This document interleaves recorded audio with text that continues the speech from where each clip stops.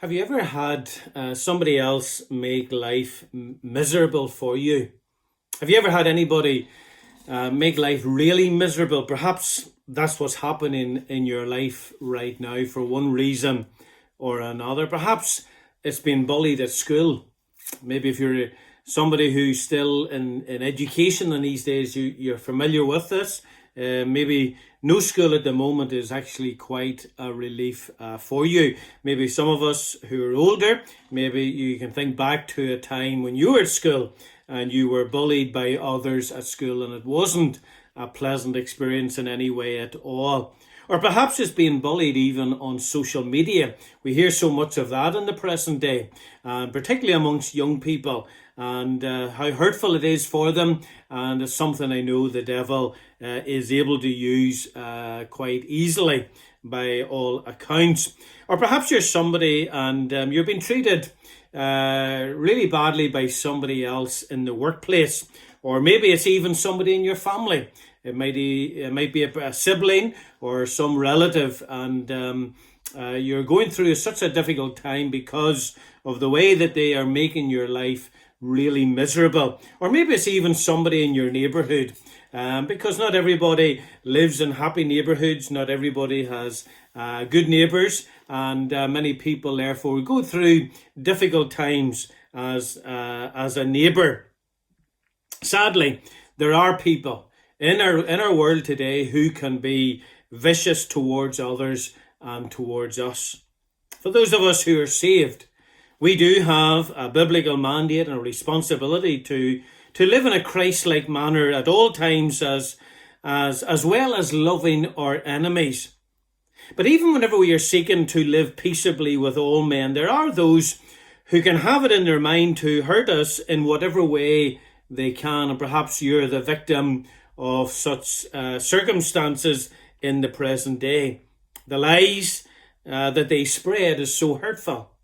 Or how they love to gossip about us. Their tongue is such a hurtful instrument. Maybe we have failed in some way or another. We've made a mistake.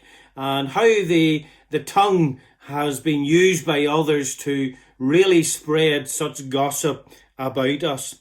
And as for their antics of seeking to cause hurt to you, you couldn't have imagined that beforehand. They've gone to such lengths to really hurt us in whatever way they can. And often what is most hurtful is that people who you thought were friends are the very ones who have done it or are doing it at the present time. When this happens, I believe it hurts all the more. You see, the prophet Jeremiah was a man who was all too familiar with such circumstances. Not because he did evil towards others first. It was mainly because the people of his day did not like his message from the Lord which he preached. And many people who have been in pastoral work, many people who have been preachers, often experience this at some stage in their lives as well. People don't like what they preach, and therefore people make their life miserable as a result of it. Listen to what Jeremiah says in Lamentations 3 and verses 52 to 54. He says, "Mine enemies chased me sore like a bird without cause. They have cut off my life in the dungeon and cast a stone upon me. Waters flowed over my head. Then I said, I am cut off." Really, whenever I read this, it reminds me a bit of what Joseph in the book of Genesis experienced at the hands of his evil brothers. The only thing I would say is that it was far worse for Jeremiah. You see, with Joseph, it was because of him being loved more by their father and telling them of the dreams that he had of how they would one day bow to him. Jeremiah, well, what is it he could say? He says, "Mine enemies chased me sore like a bird without a cause." Joseph, it was hurtful when it was his brothers doing it, but they felt they had a cause for it all because of the way the father loved him more and presented him with the coat of many colours. But here was Jeremiah, a man who just simply preached the word of God, who represented God, and for that, he didn't go out to hurt anybody else. And here he was, hated by so many. We think again of how Jeremiah, he was stoned in the pit. He was put into a pit, and in verse 53, he says, "They have cut off my life in the dungeon or the pit and cast a stone upon me." Other versions say they've cast stones upon me. And horror of horrors, the pit then filled with water, so much so it was over his head. And as far as he was concerned, death was the only outcome. And no doubt he was thinking he would die by drowning. But in all of this, and when all of this was going on, when Jeremiah was facing all of this, what did Jeremiah do? Even whenever the water was over his head, well, he did what we all must do whenever we have an enemy attacking us. Because in Lamentations 3 and verse 55, he says, "I called upon thy name, O Lord, out of the low dungeon." What did God do in response to all of this? Well, this brings us to our fear not today as we consider this series throughout this week of fear nots. Lamentations 3 verses 56 to 58, we read, "Thou hast heard my voice. Hide not thine ear at my breathing, at my cry. Thou drewest near. In the day that I called upon thee, thou saidst, Fear not.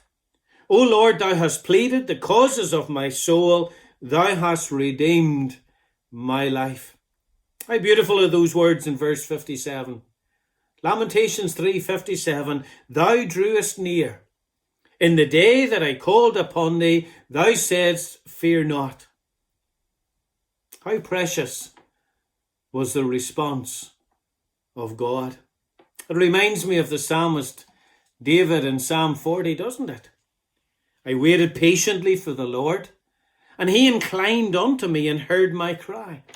He brought me up also out of an horrible pit, out of the miry clay, and set my feet upon a rock and established my goings." There he was in the horrible pit. The Lord inclined unto him, that is, the Lord came down into where he was at. And the Lord heard his cry. And for Jeremiah, yes, the Lord drew near.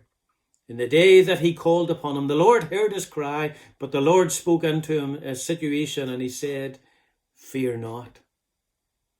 But how vital was the response of Jeremiah as well? What we see with regards to Jeremiah and it all, with all that he went through, he never tried to retaliate. That can be the response that we want, or that is within us, to retaliate and to do something to hurt those who hurt us. But we see that Jeremiah never tried to retaliate at all. And what we see is that he let God help him through the problem. God delivered him, because that's what he said in verse 58. "O Lord, thou hast pleaded the causes of my soul. Thou hast redeemed my life." Thou hast brought me up. Thou hast brought back my life.